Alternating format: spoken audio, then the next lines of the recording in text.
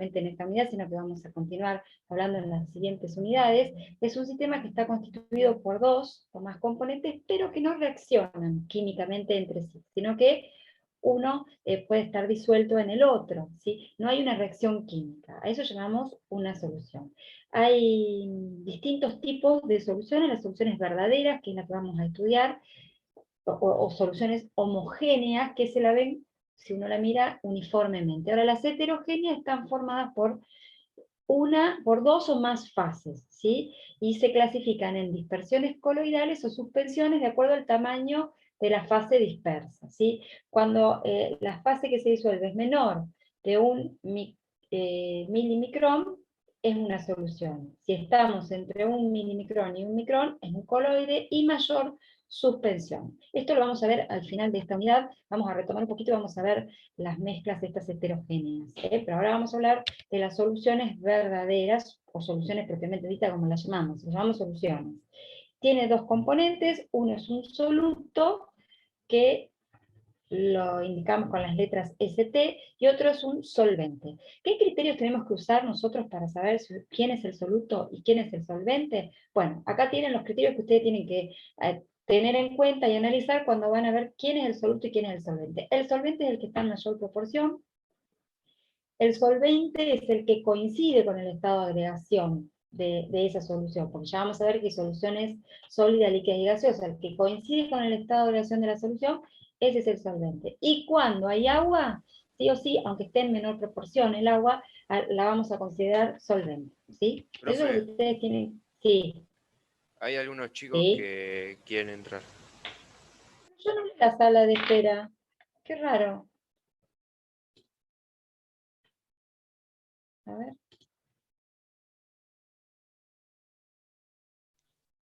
Admitir. Bueno, no sé qué ha Mayor pasado. proporción dijo solvente, profe. Sí. Profe, entonces siempre que haya agua, no importa la cantidad que sea, va a ser el solvente. Sí, exactamente. Son los tres criterios que tienen acá. Este PowerPoint ya está subido a la unidad número 6, ¿sí? Así lo pueden mirar.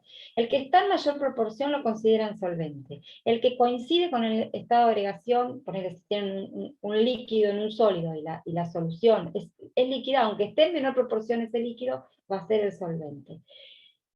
Y si hay agua, no importa en qué proporción, siempre es el solvente.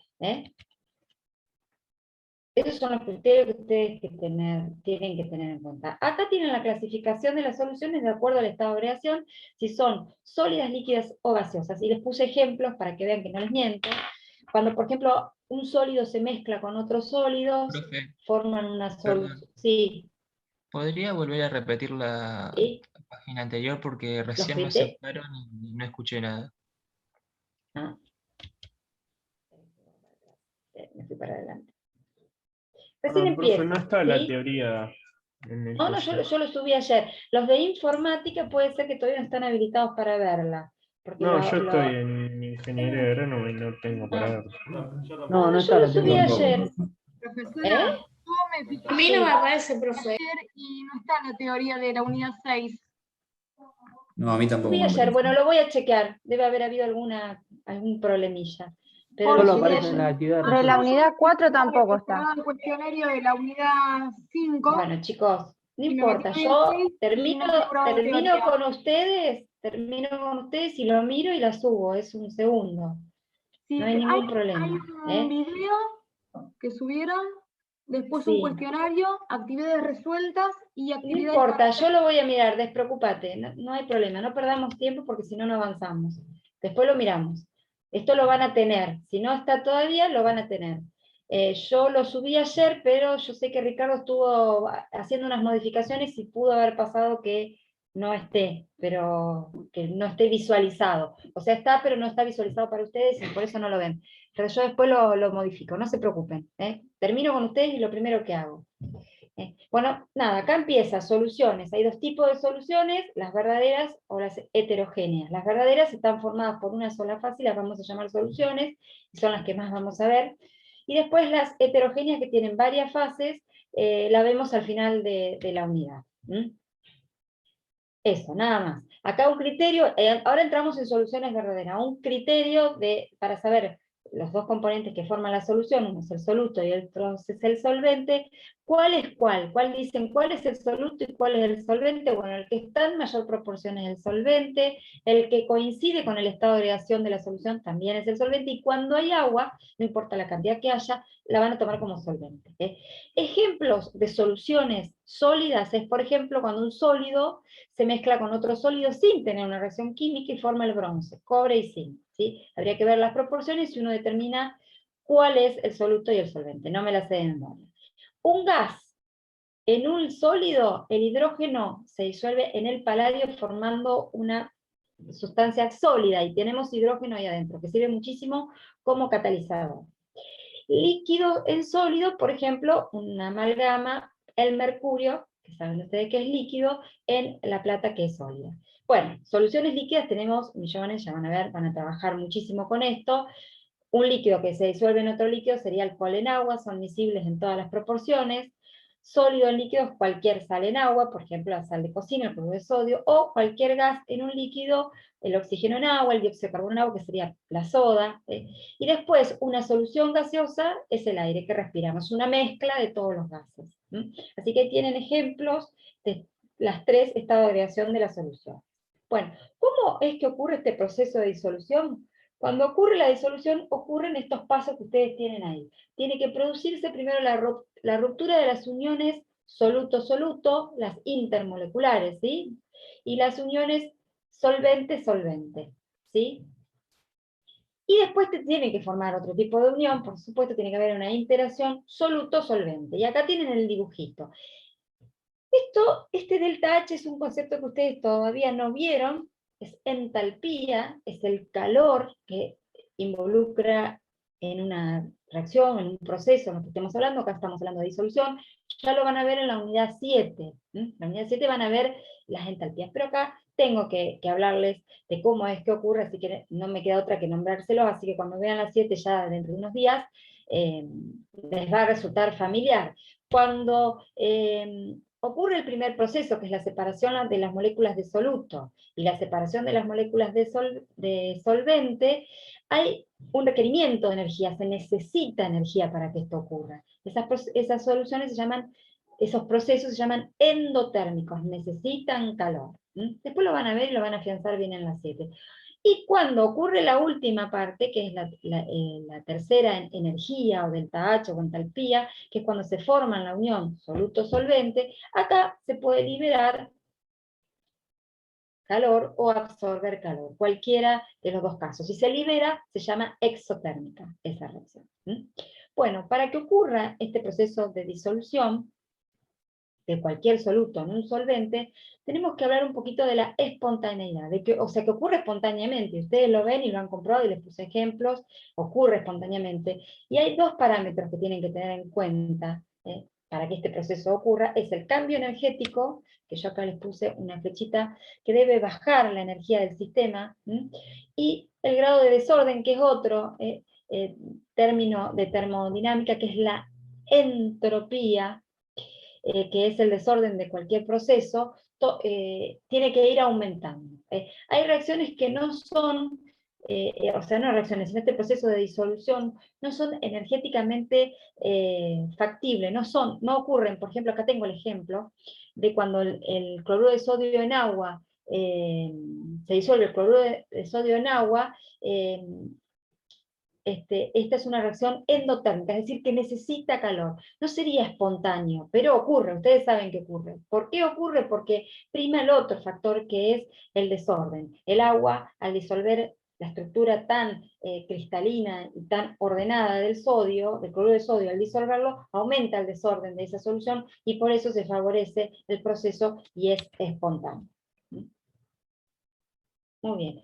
Hay un dicho que dice, ustedes lo habrán escuchado alguna vez, decir que lo semejante disuelve a lo semejante, ¿no es cierto? ¿Qué sé yo? Si yo les digo, el aceite y el agua no se mezclan, no se disuelven, si ustedes lo ven, tienen diferentes características y no se van a disolver. En cambio, lo que es semejante con sí se va a disolver. Por ejemplo, tienen acá el metano con el benceno, que solamente son no polares y tienen fuerzas de dispersión, son miscibles entre sí, y el agua y el etanol, que pueden formar puente de hidrógeno, también es miscible entre sí. O sea, ustedes tienen que decir, esto se disolverá en aquello. Bueno, miremos las características que tiene este solvente, o este líquido, o este soluto, lo que ustedes estén analizando, y a ver si lo puede disolver. Y para eso miran si tienen las mismas uniones intermoleculares. Si las tienen, pueden decir que pueden disolverse. Y si no, no. Pero entonces, ustedes me preguntan, y ahí está la pregunta, ¿por qué las sales se disuelven en el agua, que son tan diferentes? Ustedes recuerden las uniones, esto lo hablamos en la unidad 3 conmigo justamente, ¿qué fuerza mantiene unidas las sales? Entre sí, que la fuerza electrostática, una carga positiva con una carga negativa, se unen muy fuertemente y forman un sólido cristalino. Esa sería la interacción, o sea, la unión iónica. ¿Y cómo es que el agua puede entrar a estas sales y disolverlas? Y de hecho lo realizan. Ese proceso se llama solvatación, y si es el agua, estamos hablando del caso del agua puntualmente, se llama hidratación. Bueno, yo se los voy a explicar en esta filmina qué es lo que sucede. Acá tienen una estructura cristalina del cloruro de sodio, el ejemplo que estábamos hablando, y el agua la tienen acá hecha un ángulo que su geometría es angular, ¿sí? Tienen el oxígeno grandote rojo y los hidrógenos chiquititos azules. Bueno, los hidrógenos que se quedan cargados positivo van y se dirigen hacia los cloros negativos, hacia los cloruros, y los van rodeando y hace esa hidratación o solvatación y se los va llevando. Lo mismo ocurre con el sodio, que acá lo tienen dibujado en azul, positivo. En vez de acercarse al extremo positivo, que sería del hidrógeno, se acerca el oxígeno, que está acá rojo, y también lo rodean y lo llevan. Acá lo tienen en agua. Y así es que se lo va hidratando y llevando. Se produce la hidratación y lo disuelve. Esa es la explicación de por qué lo disuelve. Y acá tienen un esquema de lo mismo, un poquito más al detalle. El sodio positivo, rodeado por todos los electrones de los oxígenos, que saben ustedes que son negativos, y el cloro negativo, rodeado por los hidrógenos con su densidad positiva. Y así es que se va disolviendo. Esto ocurre con todas las sales, ¿sí? Por eso es que las sales se disuelven en agua. Bueno, cuando hablamos de soluciones y caemos indefectiblemente a las unidades de concentración, que es lo que ustedes van a trabajar muchísimo en esta unidad, si es que ya empezaron a hacer algún ejercicio o hablaron algo en la cursada, ya pudieron ver que estuvieron hablando de unidades. ¿Qué son las unidades? Es una manera de expresar qué cantidad de soluto hay en cierta cantidad de solvente. ¿Sí? Ustedes imagínense, en el laboratorio tenemos un montón de soluciones de los mismos solutos en los mismos solventes, frasquitos preparados en todas las repisas, y uno va utilizando de acuerdo a la necesidad y a la experiencia que uno está haciendo. Entonces, imagínense ustedes decir, dame el frasquito del que tiene un poquito de... No, entonces, dame el hidróxido de sodio 1 normal, o agarro el hidróxido 1 normal, que es lo que yo necesito, por darles un ejemplo. Es un lenguaje nuestro, y sobre todo en las unidades químicas. Hay unidades físicas que uno dice qué cantidad de soluto hay en cierta cantidad de solvente, y hay unidades químicas que también indican lo mismo, qué cantidad de soluto hay en cierta cantidad de solvente. Las que vamos a trabajar, acá tienen las abreviaturas, ST es solutos, como ya les dije, SD es solvente, y SC es solución, que es la suma de soluto y solvente. La solución está formada de soluto más solvente. ¿Sí? Eso da la solución. Entonces, cuando uno dice por ciento masa en masa, está diciendo cuántos gramos de soluto hay en 100 gramos de solución. Es decir, tengo una solución de ácido clorhídrico, 10% masa en masa. Es decir, 10% en masa. ¿Qué significa? Que tengo 10 gramos de ácido clorhídrico en 100 gramos de solución. Eso es lo que estoy diciendo. Lo mismo pasaría si digo 10% masa en volumen, dice acá. ¿Qué indica esto? Gramos de soluto en 100 mililitros o centímetros cúbicos, que es lo mismo, de solución.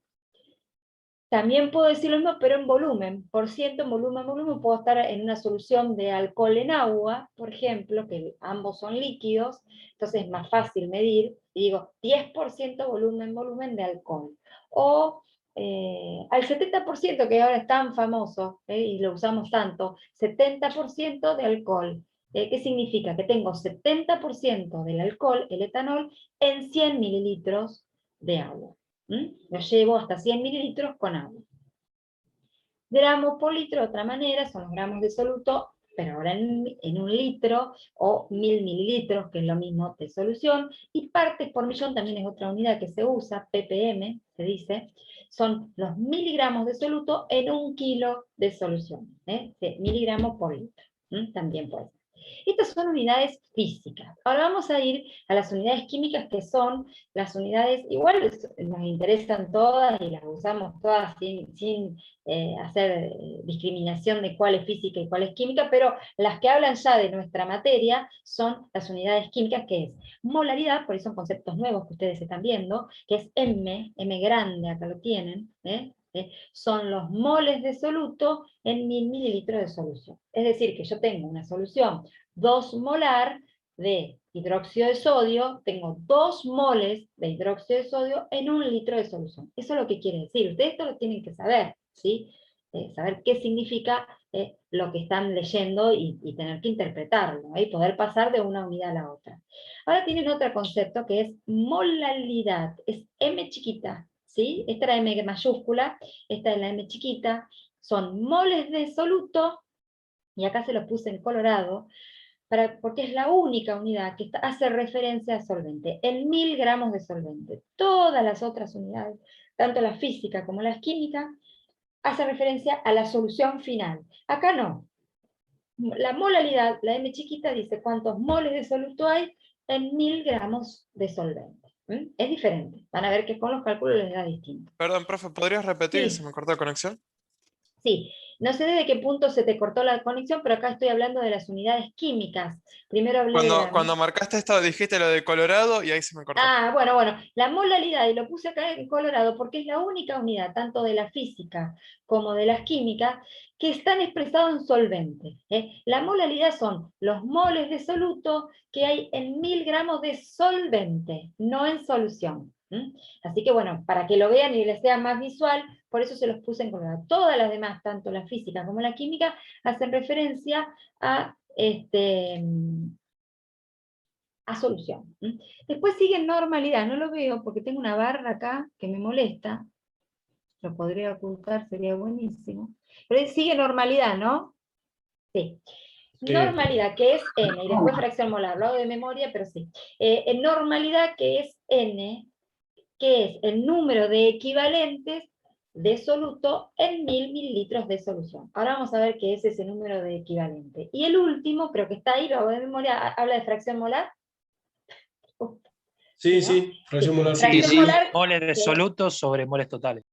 Sí, claro, es X, que son los moles de soluto sobre los moles totales, N total. Es decir, que van a tener que calcular cuántos moles de solvente hay, cuántos moles de soluto hay, sumarlo, y esos son los moles totales de que tienen que colocar ahí. ¿Me acuerdo? Sí, en la unidad 4 ustedes vieron fracción molar, me parece.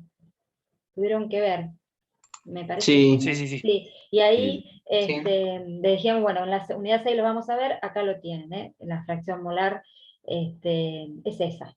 Esa es la concentración, es una unidad de concentración. Dicen, qué sé yo, ácido clorhídrico 0,9 molar, 0,9 no molar, no, la fracción molar es 0,9. ¿Qué significa? Que tengo 0,9 moles de ese soluto sobre el número de moles totales, que es 1. Bueno, voy a volver atrás y vamos a hablar de la normalidad. ¿Sí? Ya vimos molaridad, M chiquita, que es molaridad, normalidad y fracción molar. Porque acá la normalidad dice número de equivalentes gramos, y no sabemos qué es un equivalente, por lo menos no lo hemos hablado. ¿Qué es un equivalente en gramos? Que va a estar en 1000 mililitros de solución para decir qué concentración tiene. Entonces, para sacar la normalidad ustedes tienen que ver si están en presencia de un ácido, de una base o de una sal, ¿sí? Entonces, ¿cómo se calcula este equivalente gramo de un ácido? Vamos a hablar primero de los ácidos. Se coloca el peso molecular del ácido dividido el número de hidrógenos de ese ácido. Y acá les puse ejemplos, ¿sí? El ácido sulfúrico, no es el ácido sulfúrico, el ácido sulfúrico es el primero. El ácido sulfúrico, cuyo peso molecular, que ya a esta altura ustedes deben saber calcularlo, ¿no? 16 el peso molecular del oxígeno por 4, por 32 que del azufre, más 2, 1 por cada hidrógeno, 1 por 2, 2, Entonces, hacen la suma de esos pesos moleculares que sacan de la tabla periódica, les da 98 gramos. Como el hidrógeno tiene, el ácido sulfúrico tiene solo 2 hidrógenos, lo dividen por 2. Y eso les da 49. Es decir, que el equivalente gramos del ácido sulfúrico es 49 gramos. ¿Mm? ¿Qué pasa si están en presencia de un ácido como el que está acá, ácido clorhídrico, que tiene un solo hidrógeno? Bueno, el peso molecular del cloruro de hidrógeno es 35,5 el cloro más 1 del hidrógeno, le da 36,5. Dividido 1, porque tiene un solo hidrógeno, coincide que un mol coincide con el equivalente gramo. Acá no hay coincidencia. Cuando hay más de un hidrógeno, no coincide, ¿sí? Así calculan el equivalente gramo de todos los ácidos. ¿Cómo hacen con las bases? Bueno, muy simple y sencilla. Es igual. Es el peso molecular de la base, pero dividido el número de OH, de oxidrilo que tiene esa base. Y aquí también les puse 2 ejemplos. El equivalente gramo del hidróxido de calcio, que es el primero que se encuentra acá, es... Profe, una consulta. Sí. ¿En esta unidad vamos a tener alguna actividad con devolución del tutor? Sí. Ah, porque Esta semana se la subimos. Sí, esta semana se la subimos. Entre hoy y mañana ya se la subimos, todo. Profe, gracias. Profe, puede ser que, bueno, hoy a la mañana tuvimos la clase práctica y en vez de contar los hidrógenos o los OH, nosotros Sí. desarrollamos el proceso de ionización. Ah, pero esa es las sales. Espera que no Ah, llegue. claro. Sí. Perdón. En las sales sí, el proceso de ionización. En las bases, lo que tienen que mirar es el número de OH que tiene la fórmula. El hidróxido de calcio tiene 2, así que es el peso molecular dividido 2. Así que el equivalente gramo del hidróxido de calcio pesa 37 gramos. Y en el hidróxido de sodio, como tiene un solo OH, se divide por 1. Y acá llego a lo que su compañero me decía, es el cálculo del equivalente en gramo de las sales.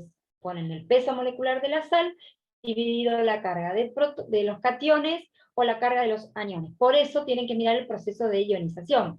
Fíjense acá, el cloruro de sodio, que es el primer ejemplo, que está el peso molecular, cuando ioniza, se libera un catión sodio y un anión cloruro, ¿sí? Ambos, tanto el sodio como el cloruro, tienen una sola carga. El sodio tiene una carga positiva y el cloruro tiene una carga negativa. Entonces colocan 1, porque acá pongo bien clarito que es O, es la carga de los cationes o la carga de los aniones. Miren uno o miren otro, no sumen. Si suman la del catión y del anión les va a dar 2 y va a estar mal. Ese puede ser un error que se confundan también. Es o la carga del catión o la carga del anión. Es más fácil mirar la carga del catión, así que traten de mirar siempre la carga del catión y listo. Entonces, en el caso del cloruro de sodio, es 1. Pero acá, que tengo el carbonato de calcio, el calcio, ustedes debieran saber, por lo menos, que se encuentra en el grupo 2 de la tabla periódica, así que cuando ioniza, forma calcio 2+. Y este carbonato tiene 2 cargas negativas también.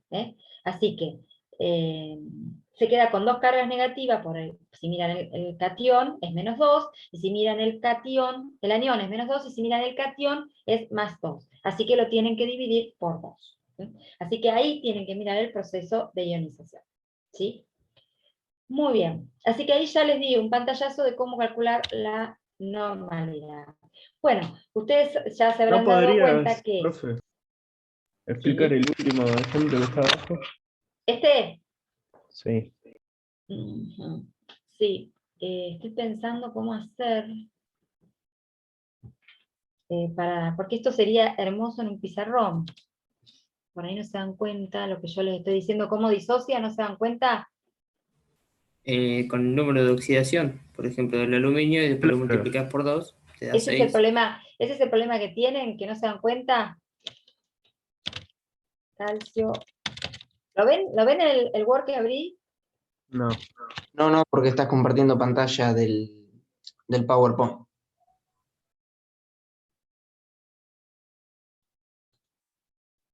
Esperen. Ahora sí. ¿Ahora sí lo ven? Sí. Ahora sí. Muy bien. Este es el carbonato de calcio. que cuando disocia, o sea, ¿qué es disocia? Cuando lo coloco en una solución acuosa, lo coloco en agua, va a producir este proceso de hidratación que yo les contaba, y los cationes van a ir por un lado, y los aniones van a ir por el otro. Bien, el catión es el calcio, es un metal que se encuentra en el grupo 2, acá tendría que hacer una flechita, pero bueno,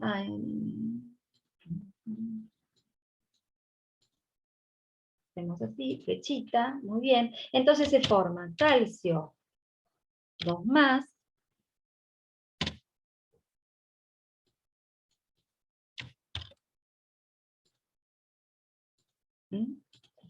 y a su vez se forma el anión carbonato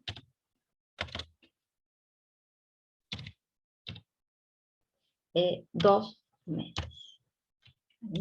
Ahí le damos la forma. Ahí está. Entonces, cuando se disocia, o cuando se disuelve el carbonato de calcio, ocurre esto. Tengo dos cationes, 2 más dando vuelta, y el anión carbonato 2 menos negativo. Entonces, obvio negativo. Entonces, ustedes ahí miran y se dan cuenta la carga que tiene esta sal. O le pongo un 2 del 2 más, o le pongo un 2 del 2 menos del anión. ¿Sí? Y ahí es que, por eso puse en el PowerPoint,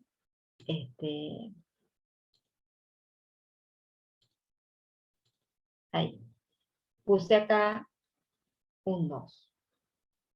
¿Sí? ¿Se entendió? Disculpe, una pregunta nomás. Sí. ¿Qué sería en sí la equivalencia a gramo? ¿Qué representaría? Tengo esa duda. Claro, es una manera de expresar la concentración de una solución. Cuando yo estoy diciendo, por ejemplo, que tengo una solución 1 normal, vamos a hacer una cuenta fácil en el aire, ¿no? Tengo una solución 1 normal de cloruro de sodio, que lo tengo acá. Entonces vos vas a leer un frasquito que dice 1 normal, NaCl. Y bueno, a ver, ¿qué será? Bueno, a ver, ¿cuánto vale? 1 normal significa que tengo un equivalente en gramos, porque esto lo vieron un poquito más acá en la normalidad, la normalidad significa equivalente en gramos del soluto en 1000 mililitros de solución. Significa que vas a tener un equivalente en 1 litro de solución. Hay un equivalente de cloruro de sodio en ese litro. ¿Y cuánto vale ese equivalente? Bueno, depende si es ácido, sal o base, cuánto va a valer. Yo hice un ejemplo muy sencillo, agarré la sal, como agarré cloruro de sodio de 1 normal y ya sé que el equivalente vale 58,5, lo que hizo la persona que lo preparó, pesó 58,5 gramos de la sal y lo disolvió en 1 litro de agua. Y tuvo una concentración 1 normal. ¿Está? Por ejemplo, me voy a un ejemplo un poquito más complicado, ácido sulfúrico, acá. Tenés un frasco que dice 1 normal de ácido sulfúrico. Quiere decir, igual que cloruro de sodio, que hay un equivalente de ácido sulfúrico en 1 litro de solución. Pero ¿cuánto pesó el que la preparó? O si yo lo tengo que preparar, ¿cuánto tengo que pesar? Bueno, el peso molecular del ácido es 98, ese ácido tiene 2 protones, lo divido por 2, el equivalente vale 49 gramos. Es decir, que voy a pesar 49 gramos de ácido sulfúrico y lo llevo a 1 litro de solución. Y así tengo una solución 1 normal. Profe, una consulta. Sí. O sea, dependiendo del equivalente, ya sea sal, base o ácido, dependiendo ese valor de equivalente, eso lo pones en la fórmula de normalidad y ahí saca la normalidad, en realidad, ¿no? Claro, porque yo te puedo decir, pesé 49 gramos de ácido sulfúrico y lo llevo a 1 litro de solución. ¿Qué normalidad tiene? Entonces vos lo calculás. Puedo ir y venir y preguntarte. Es un lenguaje químico este. Los frasquitos en general van a decir normalidad. Y vos decís, ay, tengo un frasco 1 normal, ese es otro, ¿no? De ácido sulfúrico. Y necesito 10 gramos de ácido sulfúrico. ¿Cuántos mililitros tengo que tomar? Entonces vos sabés que 49 gramos están en 100 mililitros, 10 gramos X, y vas a sacar un volumen. Bueno, tengo que agarrar este volumen. Tomo este volumen, y eso va a tener 10 gramos de ácido sulfúrico. Así que tengo un montón de problemas planteados que los van a ir haciendo ahora. Yo lo que les estoy explicando, que es teórico, digamos, ¿cuánto vale un equivalente para cada elemento que a ustedes se les presente? Cuando a ustedes se les presenten un problema, que van a saber equivalentes, o pasar equivalentes, o a partir de equivalentes, saber cuántos gramos hay. ¿Cómo hago para saber cuánto vale un equivalente de cada una de estas sustancias? Primero van a tener, las opciones son ácido, base o sal. Van a tener que distinguir qué es. Si es un ácido, peso molecular dividido el número de hidrógenos. Si es una base, peso molecular dividido el grupo oxidrilo. Y si es una sal, peso molecular dividido las cargas positivas o negativas. Y eso les va a decir cuántos gramos pesa un equivalente de cada especie. O sea que el equivalente va a estar representado en gramos. Sí. Siempre. Sí. Vale. O sea, un equivalente va a pesar X cantidad de gramos. Yo te voy a decir a vos, dame 2 equivalentes de ácido sulfúrico. Si yo te estoy pidiendo 2 equivalentes, te estoy pidiendo 98 gramos. Hay una relación entre equivalente y gramos. Yo te puedo pedir lo que quieras, te lo puedo pedir en equivalentes, y vos rápidamente podés hacer la conversión, porque si tenés una balanza y tenés que pesarlo, haces la conversión, sacás los cálculos y sabes cuánto me tenés que dar. Me estás dando 2 equivalentes, pero me estás dando 98 gramos de ácido sulfúrico, ¿sí? Es un lenguaje propio de los químicos, ¿sí? En vez de pedirte 98 gramos, te pido 2 equivalentes. O la concentración está expresada en normalidad. ¿Y qué es la normalidad? Bueno, son los equivalentes. La normalidad puede ser 0,98 normal, 1,3 normal, o sea, no es, yo te estoy haciendo numeritos, les estoy haciendo numeritos redondos para que sea fácil el cálculo ahora en el aire, vieron que estamos así acá. Ahora el jueves tienen presencial, así que aprovechen a sacarle jugo a estos problemas, traten de hacerlo lo más posible, cosa de evacuarse las dudas el jueves ahí en la presencialidad. Ok. Bueno, y me faltaba el último ejemplito que estaba acá complicadito, lo voy a copiar y me lo voy a llevar al Word. Ahí está. Copió, perfecto. Así que esta sal disocia. Flechita. Ahí está. Bien. Bien, acá esta sal es sulfato de aluminio, ¿sí? El primero que ven acá, supongo que se darán cuenta que el aluminio, ¿quién es? El metal, ¿no? ¿Sí? El aluminio es el metal. Entonces, el aluminio, ¿cuántas cargas tiene? Bueno, es cruzado acá en esta sal. Tienen que mirar el 3 de acá. Además de que también pueden saber que el aluminio siempre tiene carga 3 más. Pero si no lo saben, ahí está, es cruzada las cargas. ¿Cuántos aluminios hay en esta fórmula? Aluminio 2. 2. Dos. Que es este numerito que está acá. Indica que hay 2 aluminios. Así que hay 2 aluminios con carga más 3, que la carga la saco de acá. Entonces, 2 por más 3, ¿cuántas cargas positivas hay? 6. 6. Muy bien. 6. Perfecto. Vamos entendiendo.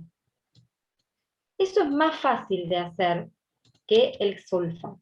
El sulfato, que está entre paréntesis, acá hay una unión covalente, van juntitos, tiene una carga cruzada, que es este que está acá, que es el 2. Así que, ¿qué carga tiene el sulfato? Menos 2. Menos 2, perfecto. ¿Cuántos aniones sulfatos hay? 3. 3, que lo miren de acá. Así que 3. 3 por menos 2, menos 6.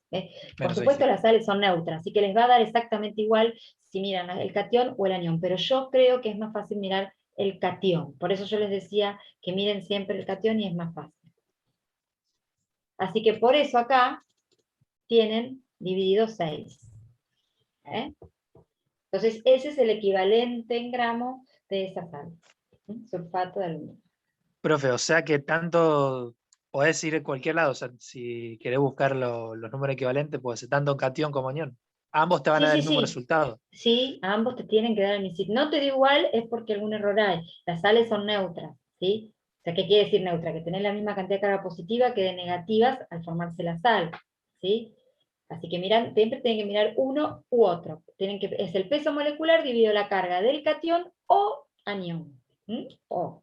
Pero, profe, Sí, te pregunto. ahí puede poner el archivo Word un segundito, el archivo de Word un Sí. segundito, pues estaba mirando Sí. algo.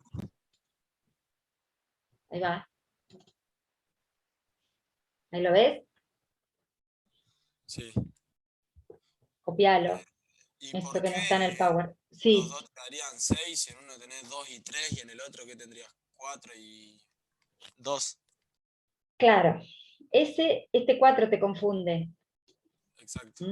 Claro, porque ese 4 no viene ni de la carga del anión en este caso, ni de la cantidad de iones que hay. Es el anión sulfato, está formado por un azufre y 4 oxígenos alrededor unidos en forma covalente, ¿sí?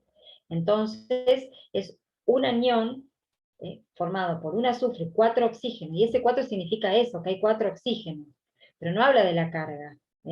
Por eso, yo vuelvo a insistir que es mucho más fácil mirando el catión que el anión, porque los aniones confunden. Los aniones, acá tenés también este 3 que por ahí te puede confundir, fíjate, yo ni lo miré al 3S. Y en esta fórmula acá abajo, como están en relación 1 a 1, el calcio, hay un calcio por un carbonato, yo no puse corchete, nada, esta fórmula de hecho no llevan corchete cuando no hay una relación, cuando coinciden. Acá que no hay coincidencia en la cantidad de aluminio con la cantidad de sulfato, se pone corchete. Y este corchete está diciendo que todo esto que está acá abajo, acá adentro, es una unidad estructural, que es el anión. Yo, por ejemplo, podría tener, acá se me ocurre, el sodio con carbonato. Carbonato de sodio. Yo les pregunto, no. El carbonato, ¿el sodio qué valencia tiene? 23. No, Uno. ese sería el peso molecular. Más ¿En qué uno. grupo está? Más Más uno. uno. Está en Claro, el grupo más 1, uno, más uno. más uno. Es decir, que tiene una sola carga. Y el carbonato, que viene del ácido carbónico, el carbonato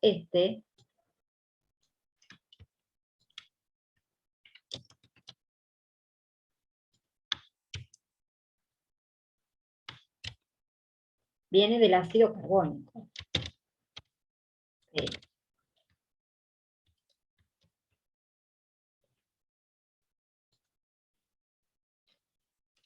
Viene del ácido carbónico. Entonces, este carbonato, por eso, tiene dos cargas negativas, porque perdió estos dos hidrógenos para formar el carbonato de calcio. Ahora, si va a formar carbonato de sodio, fíjense, el carbonato tiene dos cargas negativas, y el sodio, ustedes bien me dijeron una. ¿Está balanceado el sodio el carbonato de sodio? No, faltaría No, falta uno. un Entonces, sodio. ahí le ponemos el 2. Es así se forman las sales. Entonces, si yo tengo que calcular el peso molecular, el equivalente en gramos de ¿cuánto sería el peso molecular de la sal dividido el número de cargas? ¿Cuál sería la carga acá? 2. 2. 2 del carbonato, y el sodio tiene uno cada uno, pero como son dos sodios, dos cargas positivas. Y así tienen que ir jugando. No sé si respondí, si quedó claro, pero es ejercitar también un poquito. ¿Sí? Sí, profe, gracias. Disculpe, una sola pregunta. Sí. Ya la dejo seguir, discúlpeme. No, En si por eso cuanto, está bien. ¿cómo es? Las interacciones que se dan entre elementos que presentan diferencias de electronegatividad, ¿no? Por ejemplo. Bueno, eso es de la unión iónica, ¿no es cierto? De la unión iónica.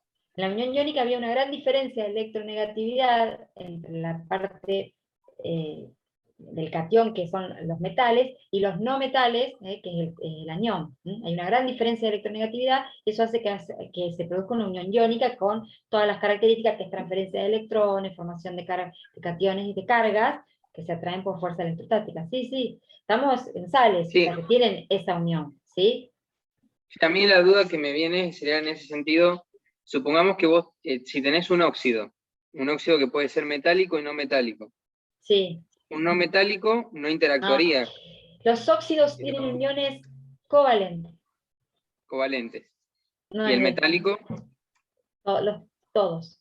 ¿Todos? Ah, listo. Sí. Sí, en una unidad más adelante, que es la unidad 10, ya casi terminando la materia, vamos a hacer el método ion-electrón y ustedes van a tener que saber disociación. Y los óxidos no disocian, ¿sí? Gracias. No escuché, El no sodio y escuché. el cation son uniones covalentes, el sodio y el cation. ¿Hay cómo? ¿El catión? Si el sodio y el cation son uniones covalentes, El sodio y el catión. El sodio es un catión. ¿Con quién el sodio me estás hablando? con el cloruro de hidrógeno, ¿es covalente? Sí. Listo. Cloruro, ¿para qué me estás diciendo? ¿Cloruro de hidrógeno? ¿Cloruro de hidrógeno? Cloruro de hidrógeno. Sí, es covalente, sí. Es HCl, sí, hemos visto. Covalente polar. Es covalente polar. Ácido clorhídrico le decimos nosotros, cloruro de hidrógeno también se puede decir, por eso me confundí. Bueno, ¿listo? Sí. Sería, a Sí, sí. ver, cloruro de hidrógeno, estamos acá. ¿Sí? Un ácido. ¿Sí? Sí. Ahí tienen que mirar para sacar el equivalente en gramos. Bueno, seguimos. Bueno, acá les explico la relación que hay entre normalidad y molaridad. La normalidad es igual a la molaridad por el número de equivalentes. Por ejemplo, cuando estamos en presencia de ácidos o bases o sales que lo tienen que dividir por uno, en esos casos, que hay un solo protón, un solo hidrógeno, oxidrilo o una sola carga, la normalidad y la molaridad está claramente que coinciden, ¿no? Pero cuando no es así, cuando hay que dividirlo por ejemplo, ahí tienen el ácido sulfúrico que hay que dividirlo por 2, bueno, entonces por ese 2 que se divide hay que multiplicarla la molaridad, digo bien, y les va a dar la normalidad. Es decir, que la normalidad para el ácido sulfúrico es la mitad de lo que sería la molaridad. ¿Está? Entonces, si yo tengo un frasco que dice 1 molar, ese mismo frasco es 2 normal.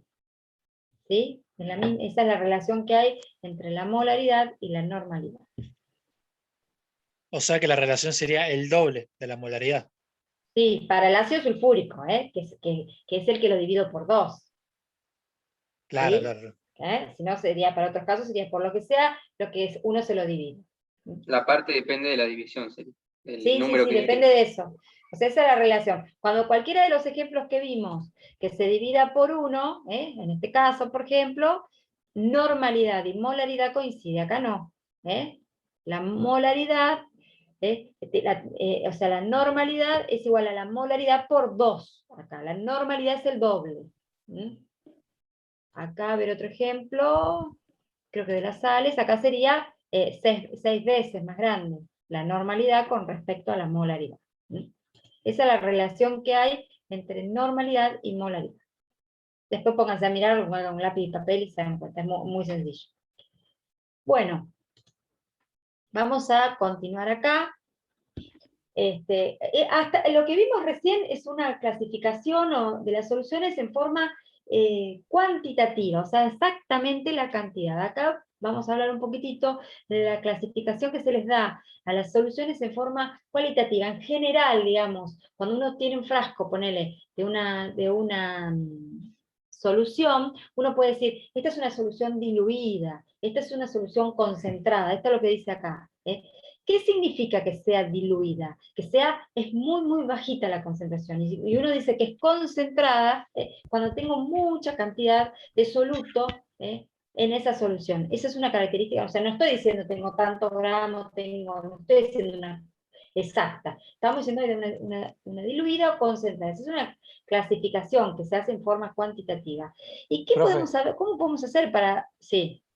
Disculpa que la interrumpa. Cuando hablas de diluida y concentrada, diluida quiere decir cuando tenés, en este caso que está hablando de solvente y soluto, ¿es más solvente que soluto en el lado de diluido? Te diría que tengo poquito soluto, muy poquitito soluto. Hay un término, Sí, hay un término que Sí. yo todavía no les expliqué, que es este, que es solubilidad.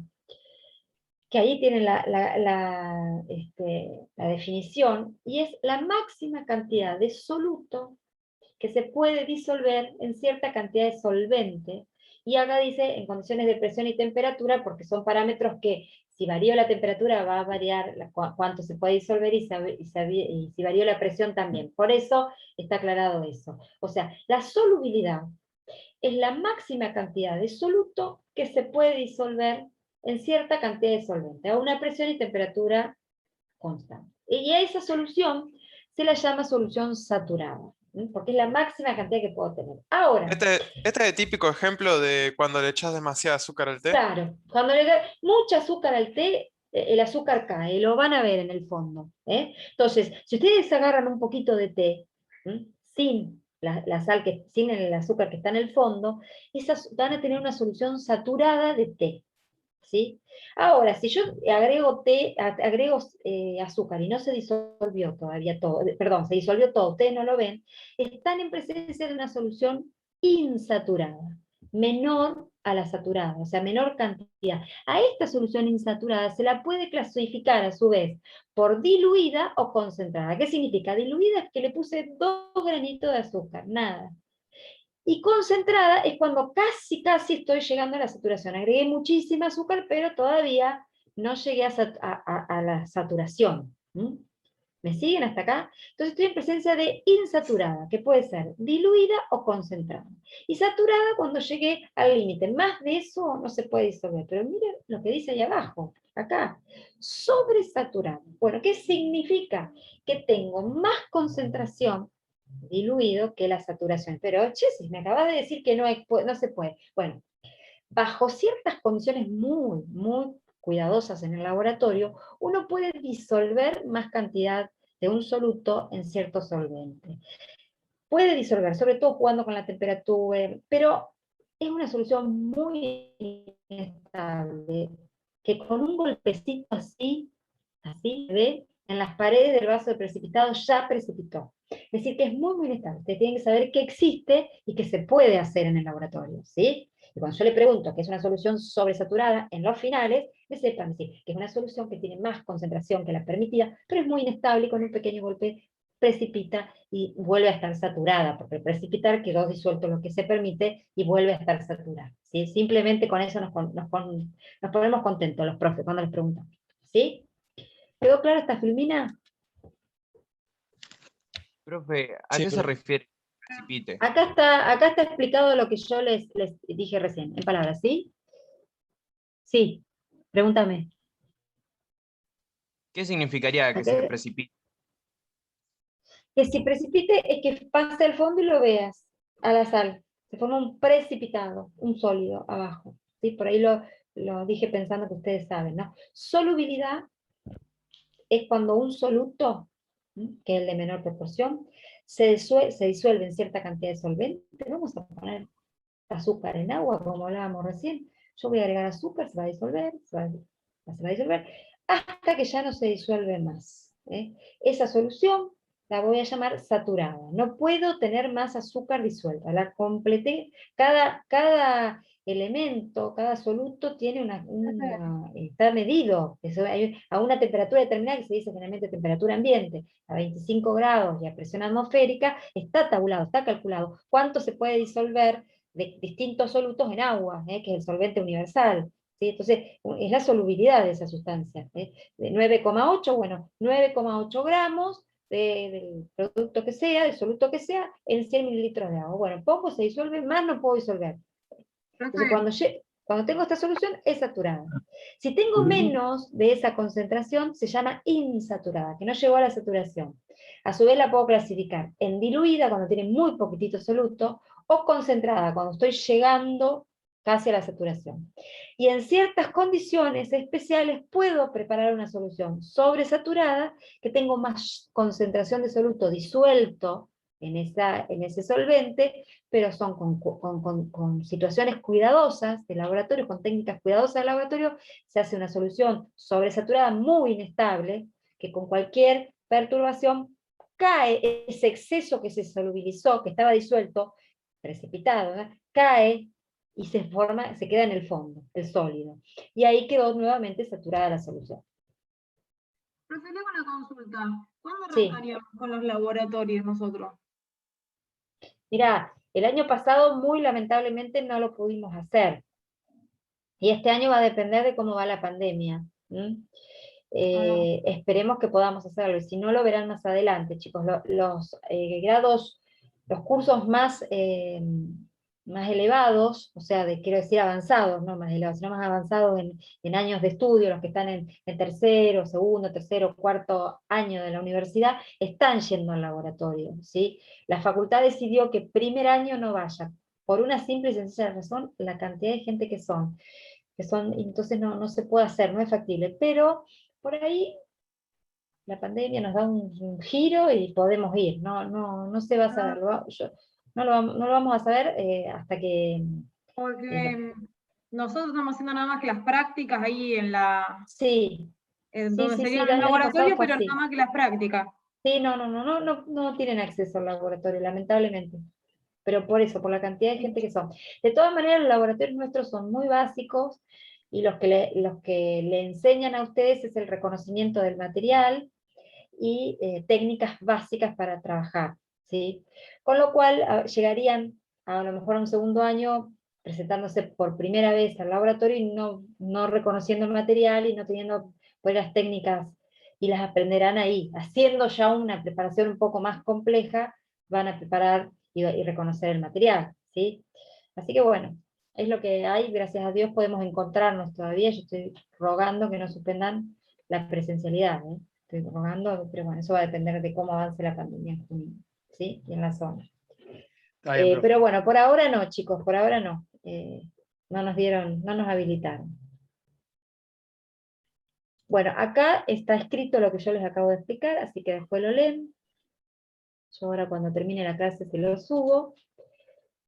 Y acá simplemente hay unos parámetros, unos factores que afectan la solubilidad. O sea, ¿qué es lo que afecta la solubilidad? Yo les decía, la presión y la temperatura afecta la solubilidad. Claro que sí, por eso dice el enunciado de solubilidad que la máxima cantidad de sustancia que se puede disolver en cierto volumen de solvente a cierta presión y temperatura. ¿Por qué? Porque varío la presión y varío la temperatura y me va a variar la solubilidad, ¿sí? Entonces, ¿cómo varía o cómo afecta la solubilidad de un gas en un líquido cualquiera cuando estoy en presencia de la presión? Cuando modifico la presión. Ahí tienen el grafiquito, moléculas gaseosas en presencia de un líquido.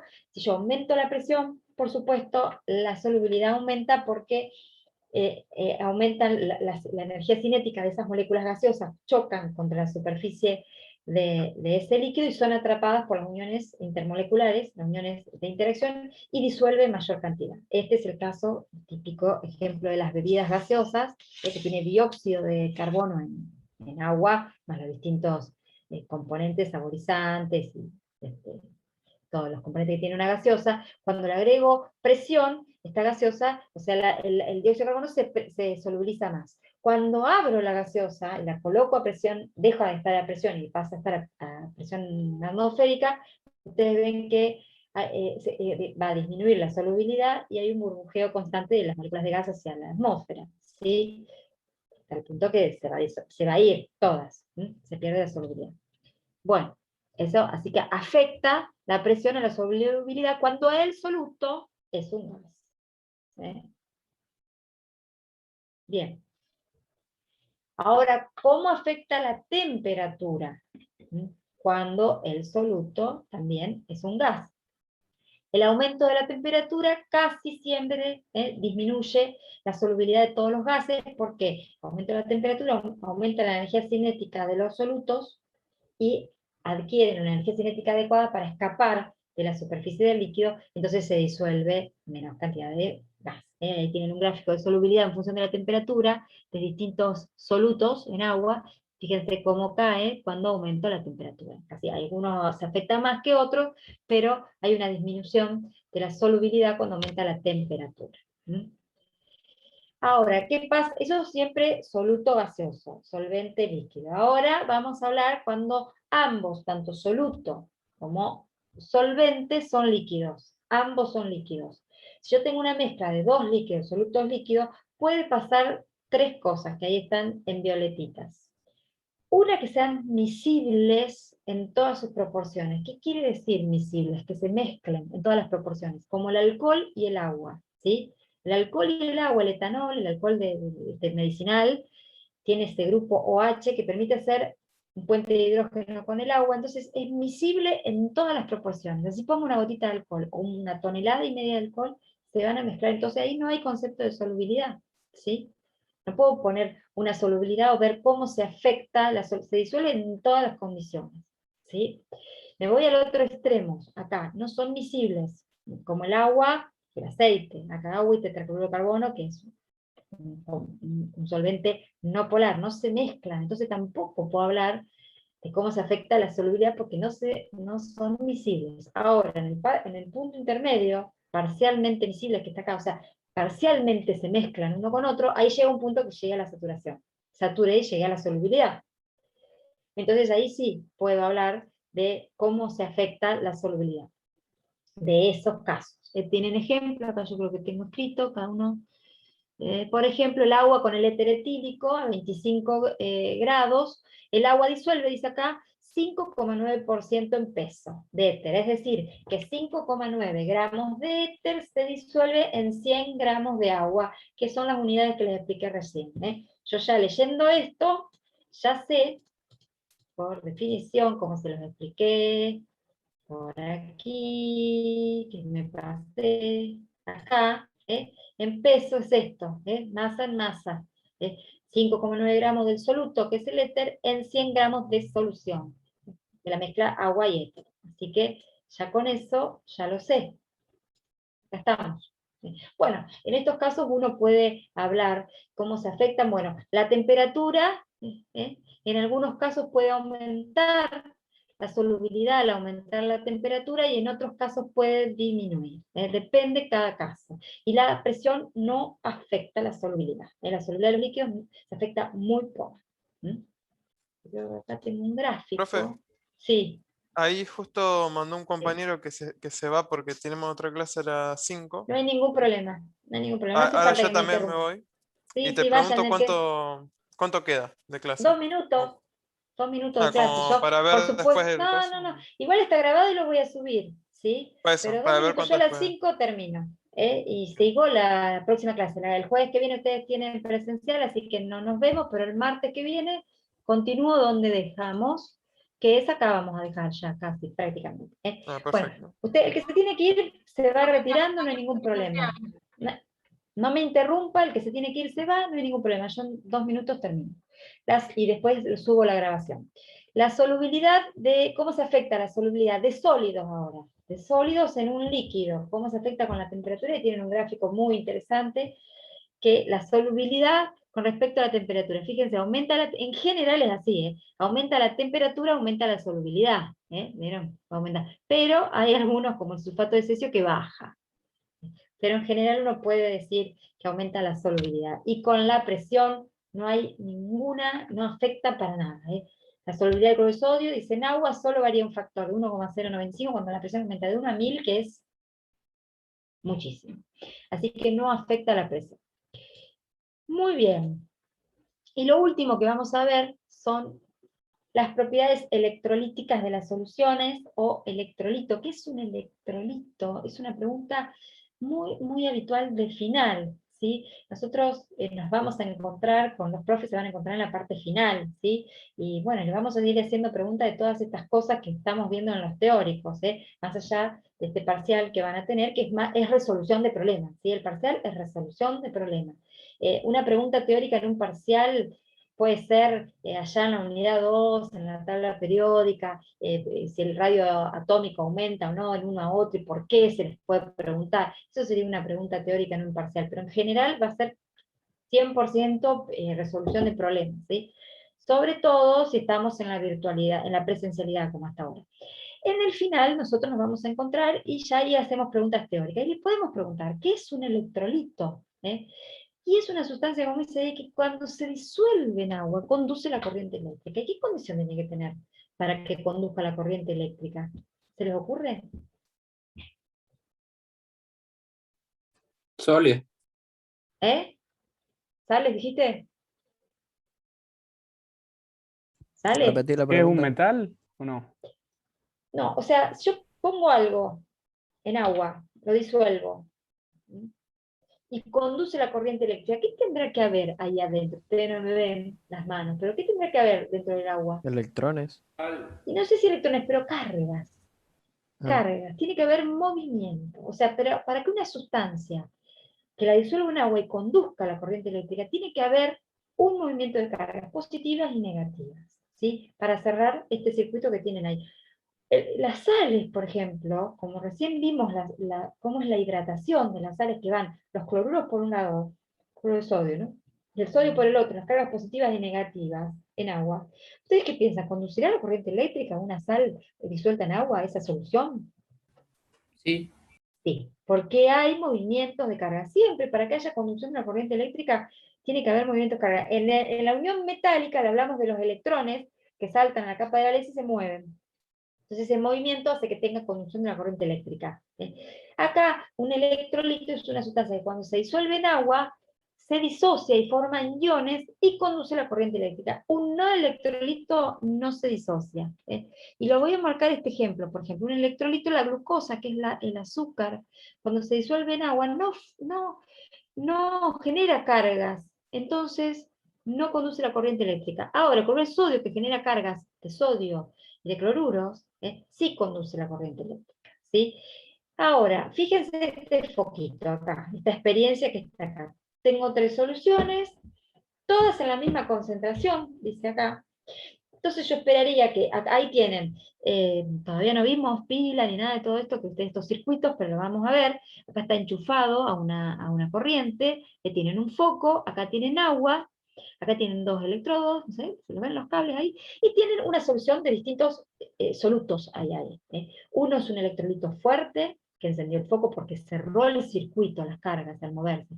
Tiene un electrolito débil, lo encendió pero menos, y este no lo encendió. ¿Por qué? Porque acá no hubo cargas, no hay cargas, acá hay agua sola, que no conduce sola el agua a la corriente eléctrica. Para que el agua conduzca a la corriente eléctrica, tiene una tan baja disociación, que eso lo vamos a ver en la unidad 9, la disociación del agua es tan débil que no conduce la corriente eléctrica al agua sola, el agua destilada no conduce, tengo que agregarle sal. Una pregunta. Sí. Sí.